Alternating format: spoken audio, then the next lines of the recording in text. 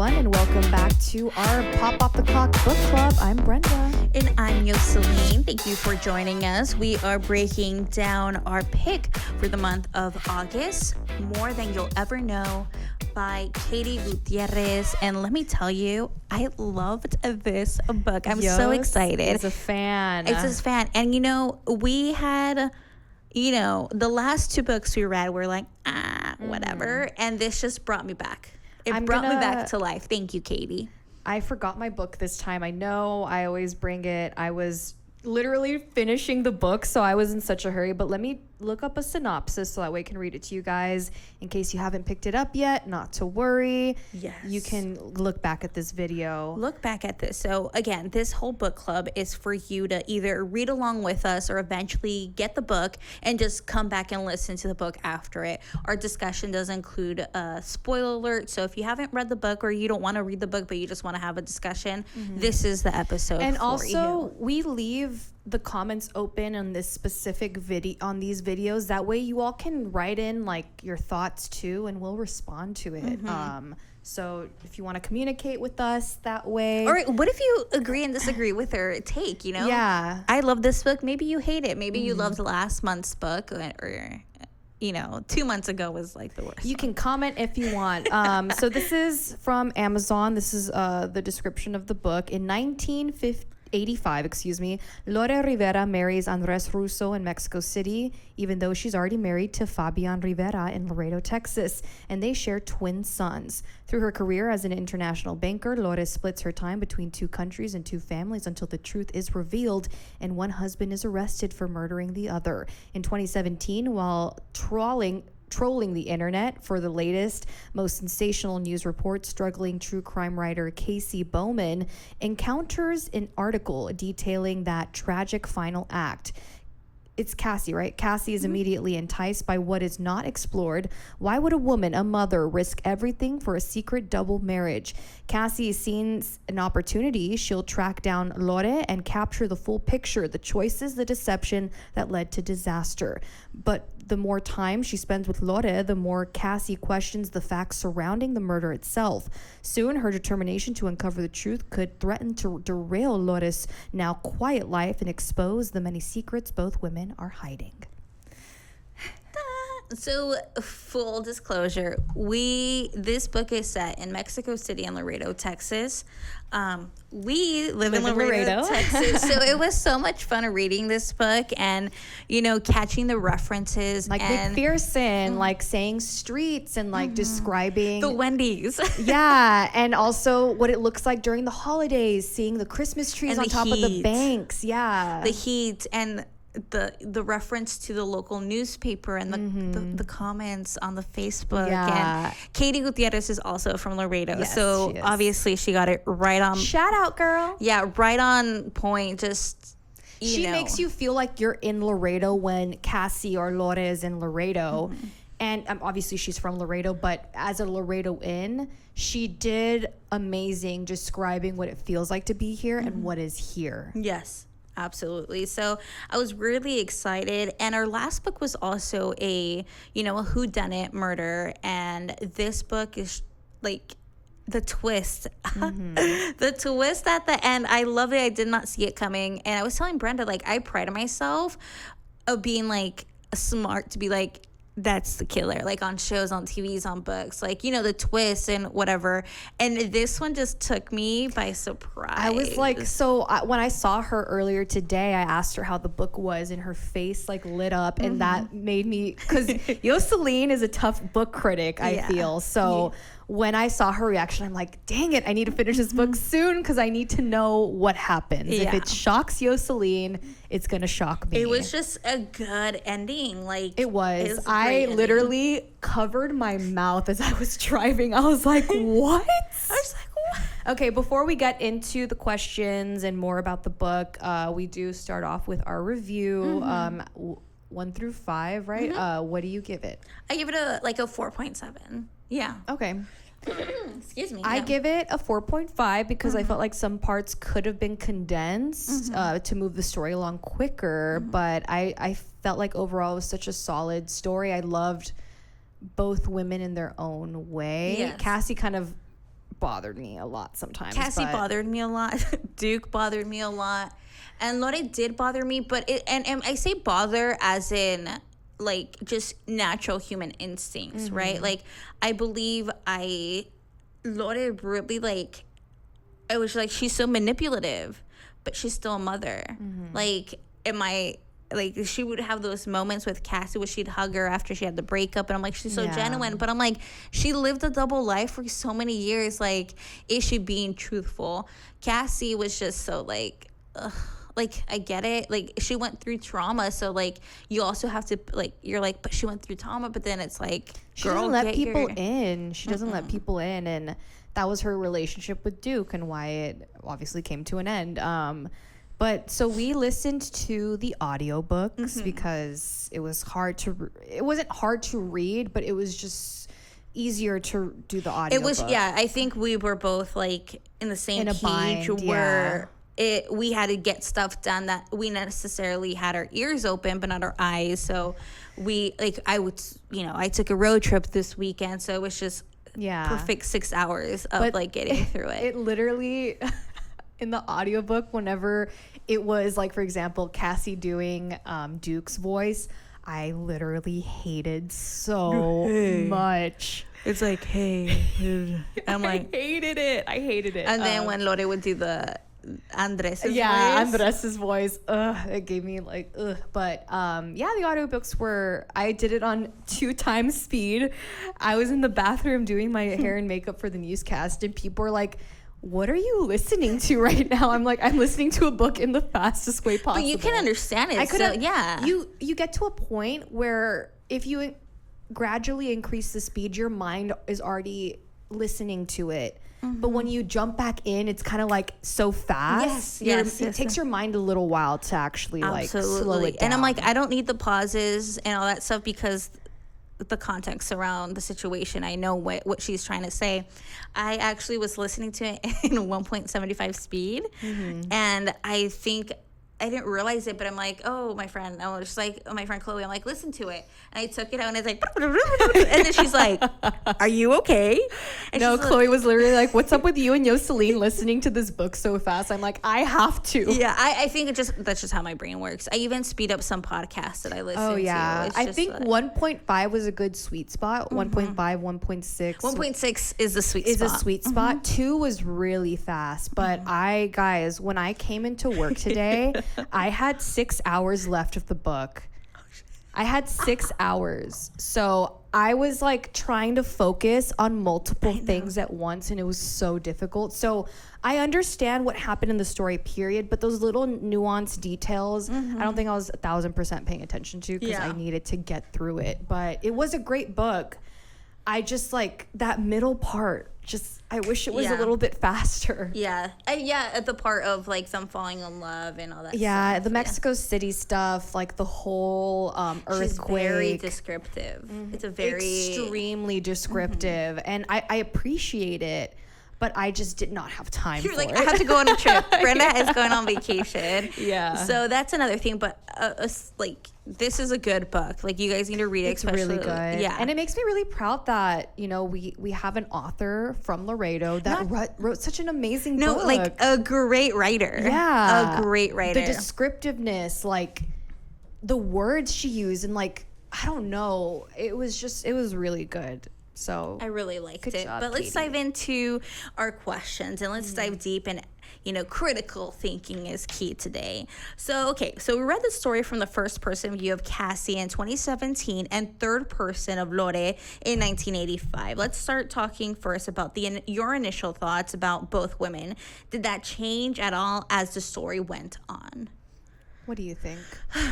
Yes and no. I think I got more frustrated with Cassie, and more with Lore, more like my guard was up more with Lore, where I'm just like, she fell in love, like, you can't blame her. But then it's like, okay, but you're not cutting it, like, you have a family.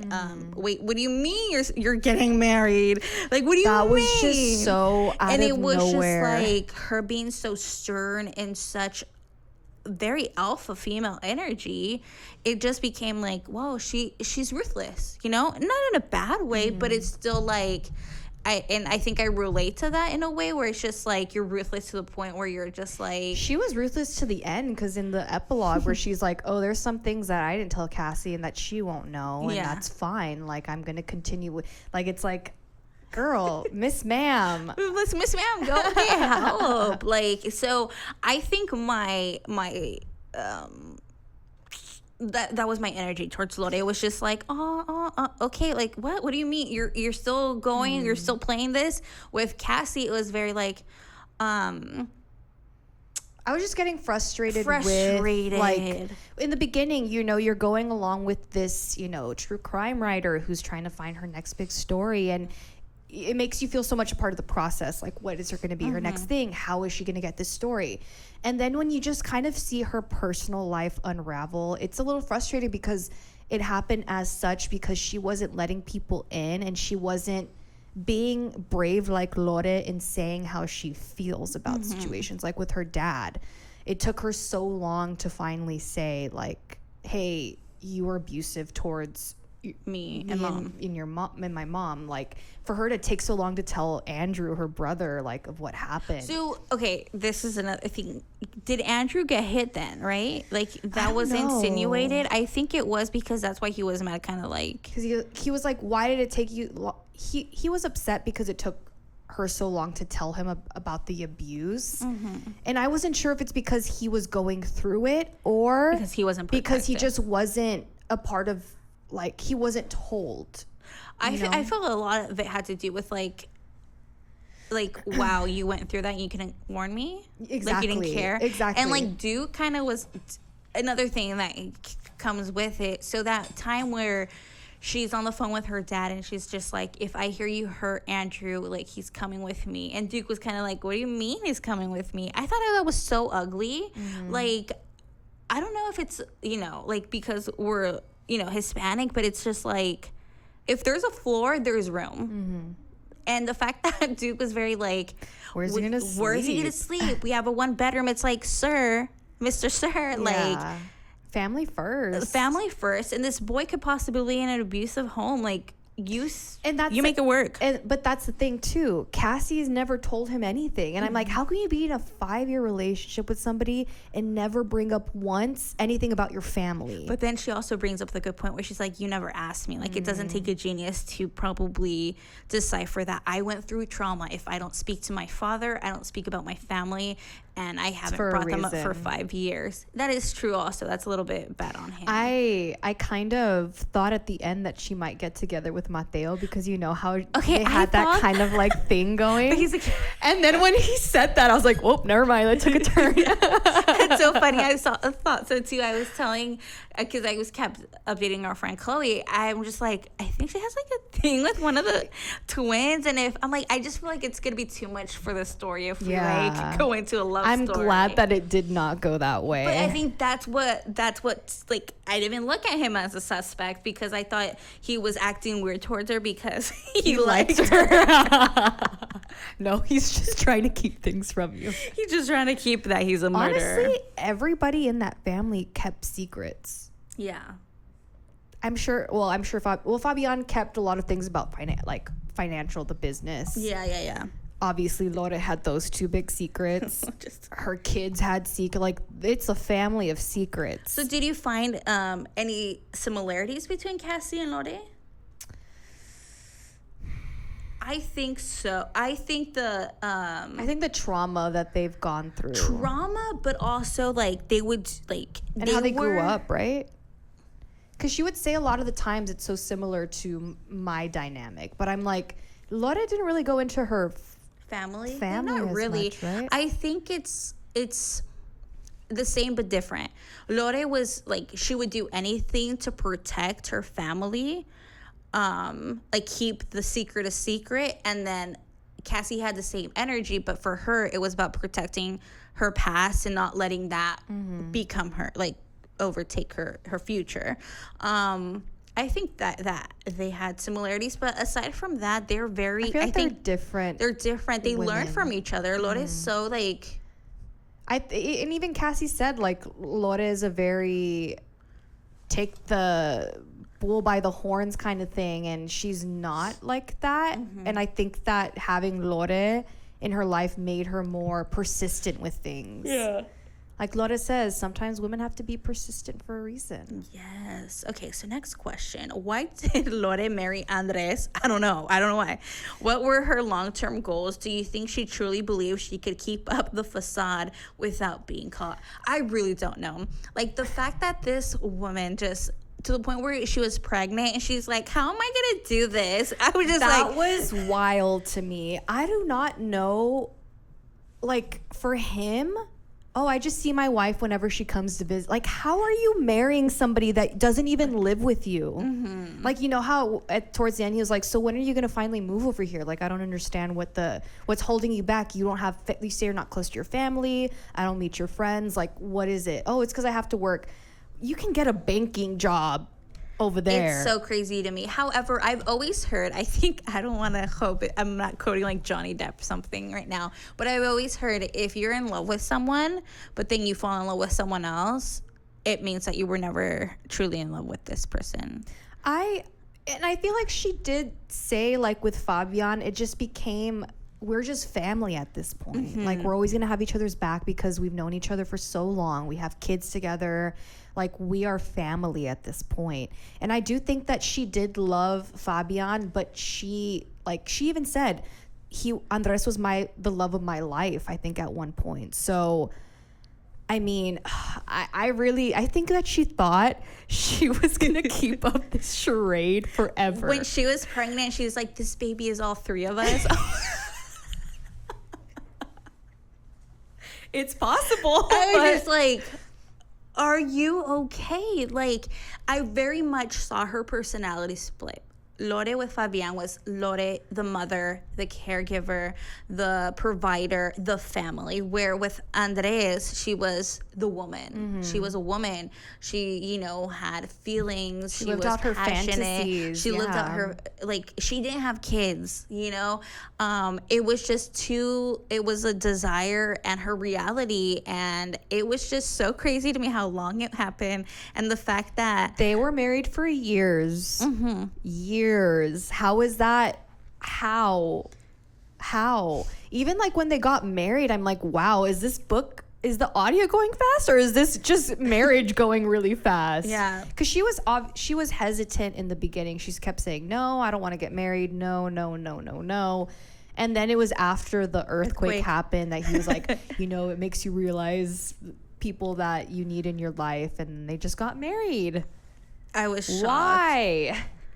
I don't know. She just became a liar, like a good liar, and practice makes perfect. And it started off with like little white lies to a double lie for years. I mean, it got to a point where it was just so obvious that she was a mother. I'm like, how could you have not, Andres, like, had an inkling? Like, I don't know. I feel like some women are just motherly caregivers without like even having kids yet. I was also I guess, yeah. Not me, but some women do. Like, they're just good with kids. Me. Like, I know I had a friend that since we were like in middle school, she's like, I know I'm destined to be a mom. Yeah. And she's a great mom, you know? It's just like those motherly friends that we all have that look so out maybe for that's us. the vibe he would get with her. So Cassie comes from an unstable background, and we learn that her father was abusive to her mother. After her mother dies in childbirth, Cassie leaves behind the home and doesn't return for years, leaving behind her much younger brother. While she hates her father, she also is so angry at her mother too for seemingly not standing up to her father. Let's talk about how Cassie's misplaced anger at her mother.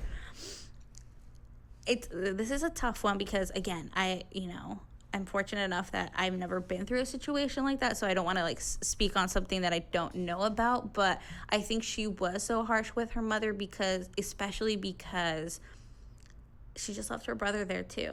And I get it, like, you have to protect herself, but like that must have been also so that hard. revelation at the end where she found out that the reason why her dad hit her mom that specific day with the urn or whatever was because he was going for Cassie. I think that made her realize how hard she was on her mom because her mom was doing everything to protect her and even told her father, like, I'll kill you if you try to hurt my daughter. So I'm glad that she did hear that, because I feel like that kind of puts more into perspective her mother and what her mother had gone through in it's a different layer. I mean, it's an added layer to what she saw, her perception of things, because she was so young, and it's, you know, and it happens. I think like like the past, it gets misconstrued as you get older because you don't remember details. You know, things affect you. So I think she really did need to hear that, and I think she was angry most of the time. However, being able to let go, I think, made her realize the whole Duke thing at the end of the day, that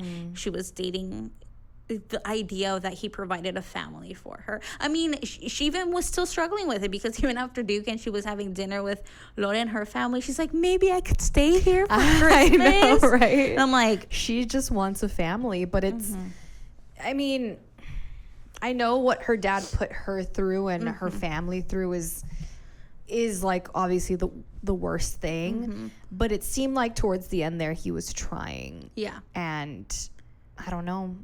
I guess you have to think about what's best for especially the younger brother, because he's not going to go anywhere. So how to make things work. Yeah, but and at the end of the day, she's also a victim of like abuse and trauma. So it's like, how can you blame someone for? Yeah, it's hard. For reacting. Like, there's no right way to react. But yeah, so that was it very much a layer in there. So motherhood is a huge theme of the novel. Lore says at one point, motherhood is a thief you invite into your home. What is your impression of this quote? It took my breath away, because it's so true. That quote specifically? I was just like, dang, like that's so true. Like, you know, people want to be mothers and or welcome it and fight for it and go through medical thing, but it's hard being a mom. I've heard, you know, like, and it's true. I was just like, wow, like that is true. And it kind of, you know, it shows with Cassie's mother, like being a mother was her number one thing. That's why she remained in an abusive relationship, I believe. And for Lore, you know, for all we know, if she and Fabian didn't have kids, she would have easily breaking it off and gone with Andres, but absolutely, but she didn't. And then at the end of the day, when she thought she was pregnant, not knowing who the father was, she wanted to make it work with both and relationships. And this was the interesting part, that she lied about killing Andres because of the baby, right? That's what she was saying. Like, I was trying to protect my child, so that's why I did it. So she was always very, I mean, oh my God, I can't even imagine how difficult motherhood is. I mean, I just have nephews, and that's insane. We get to give them back at the end of the day, but I can't imagine being a mother. Like the highs and the lows, because it's just, like they say, there's nothing like a mother's love. So I think that's such a powerful quote. Motherhood is a thief you invite into your home. Yeah. So Cassie begins to question if Fabian was the one who actually murdered Andres. First, did you think it was Fabian, or did you believe it was someone else? I thought it was Lore. I thought it was Lore. I thought 1,000%. I'm like, this has to be her. There's that gap in her story. There's a gap in her story. I believe if Fabian would have killed Andres, he would have done it that moment at the door when he went to and it just, you know, when she reveals to Cassie that, oh yeah, I did it, it was me, it felt so unclimactic that I'm like, this can't be it. Like, that doesn't make any sense. Especially like immediately after she explains that, like it's immediately after you hear the chapter where she's telling Cassie, oh, it was me, there's a following chapter where it's her talking about the rest of what happened when she goes to his hotel room, that they talk after he pushes her. The reader thinks after he pushes her, she shoots him in response, but they have a conversation. He tells her to get out and she leaves. And then you're like, what? Okay, so how did this guy get killed? I think I had to like rewind a couple of times, because I'm like, wait, what? Like, I thought she just confessed to killing him. So he just leaves, and then she goes home, and then all this while she's having a miscarriage. Like, that was the saddest part. Katie girl, you got me there. Yeah. Like, the part where Gabriel confesses to killing, because spoiler guys, well, actually, Gabriel is not the killer, but he confesses to it, and she's like, okay, give me a second, I need to go to the bathroom.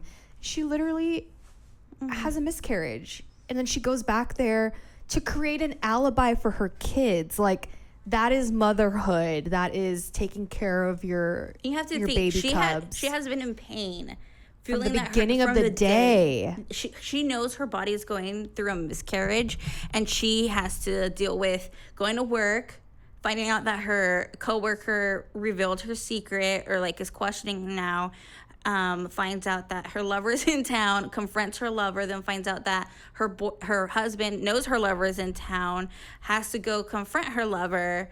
Lover basically like tells her to get the hell out of here. Mm-hmm. Then finds out her kids killed her lover, and she has to create an alibi. Then she has to go tell her husband that her lover was killed by their kids, and her husband has to go cover the tracks all the same day. It was like same night. Yeah, all in one day in August.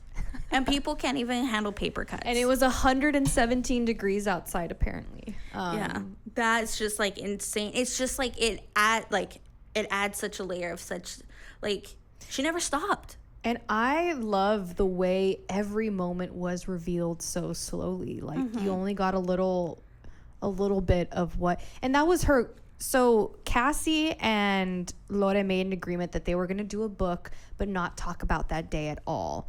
And I think it was interesting how we learned about that day. It was towards the end, obviously. But it's just like little tidbits, and that's kind of how she was revealing what happened that day. It was just through little tidbits. So I thought it was so interesting that that's how they laid it out to the reader. Absolutely. Like, it wasn't just like, here it is, all in your face. Yeah. You are learning things. Like, you're catching things with Cassie. Like, the gun, the key. Like, was it plastic or metal? And the guy's like, oh, metal. I'm like, ah! Like, remember? What was that? So, Andres left the note in the bank for her, and Lore just claimed that the note just said, sorry, I missed you. And then Cassie's like, there's no way he just said that in a note. Like, he must have left something, information, like, or he was staying, whatever. So we find out through Lore's confession that there was a key in there and saying what room number and what that thing was, while her coworker was in front of her. So Cassie then calls the coworker and was like, hey, by the way, Lore told me that you handed the note, but she couldn't remember if the key that was in it, like, was it plastic or metal. He's like, oh, it was metal. And she's like, I knew it. Like, there was a key. But what's the difference between plastic and metal? I think she just wanted to ask a question for him to, like, just verify that there was a key in that note. Oh, and the way she posed it. Yeah, was just like, oh, like. Oh, okay. Yeah, I was like, what is the difference between plastic and metal? I think like a card. Yeah. Or like a key. I was like, is that a break in the case if it's plastic or metal? That's why I was like, what? So, why did Mateo murder Andres? Were you surprised by this reveal? How will his relationship with Lore change as a result? And do you think it will remain the same like it did with Gabriel? I think with Gabriel, I was super shocked. First of all, I was super shocked. I was shopping at Target and was like, what is happening in my headphones right now? So I was shocked that it was Gabriel, right? That the twins were even involved. Yeah. I was shocked. And then when he comes out and confesses to her at the hotel room that it was him, not his brother, I was just like, I was shocked because of the way that they presented both sons. Gabriel was the kid that was potentially on the track for the worst, and Mateo was the smart one that studied, et cetera. So I feel like it was so believable for Gabriel to be the killer, but it did make sense how he was so snarky with everything, because at the end of the day, he was always really protective, or they're both really protective of each other. So I was shocked by Mateo because he seems obviously more gentle. He's a veterinarian, but that can kind of be because of his actions that he chose to go. Like don't see me because I'm hiding a secret. Yeah. But I was just that shocked was at the an end. amazing twist. So great job, Katie. Great that job, was Katie. like, and it's because, the boys had. And that was the main thing. The boys had the most solid alibi out of Lore and Fabian. So I feel like even in that was kind of like. But even like the little clue dropped in the middle of the book saying about how like the kids have been hanging out with like, the dad. Not the dad, the gangsters. Like yeah. It was just a small little little thrown in there, and then it's like, oh, it's because Gabriel has been involved with them, so they owed him one for some reason, and that's why they alibied them. Like, it was just like little things where I'm just like, like, for a second, crazy. I'm like, were they even old enough? And then I realized, yeah, they're like in their teens. So. 15, 16. Yeah. And then they would go hunting and then the conversations of how the family goes hunting on Christmas or Thanksgiving. And it's like, well, duh, they know how to use a gun. Yeah. And then I loved how it was like, so Lore said, like, the reason why she shot Fabian because she has always her gun in her purse. And I love how when it's her side, she's like, oh yeah, I never carried that gun. I always had it in the safe. Like, how easily she could lie. I mean, it's not how easily she could lie, how good she is at lying. Yeah.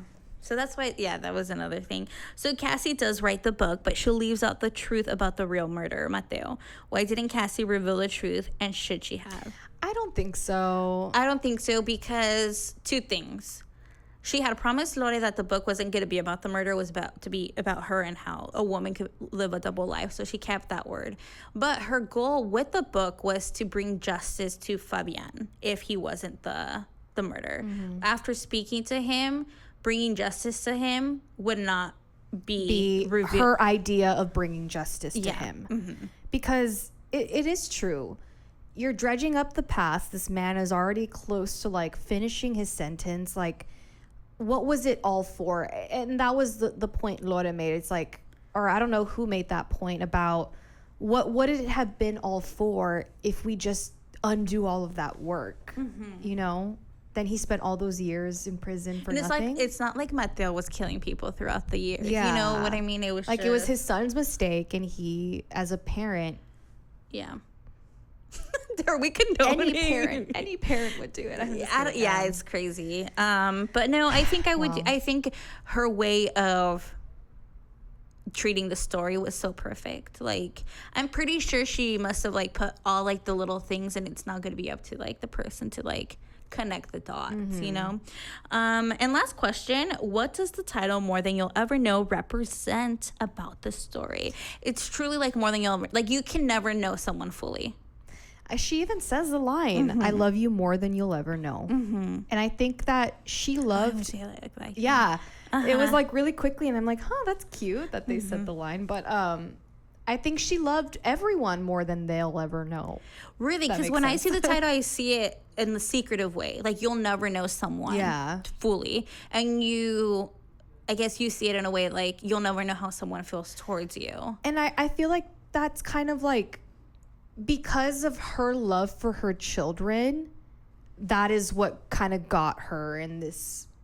And not really, because obviously she had a double marriage because she loved another man, but she cheated on because the secret and the death was a secret kept so well because of the love that she had for her family and her children. But it also sucks about Andres' children. I know. Like, that's the one thing that it's sad that they will never know. More than they'll never know the truth. But I mean, I don't know. I want to message Katie Gutierrez and be like, what is this inspired by? Like, right. I want to know.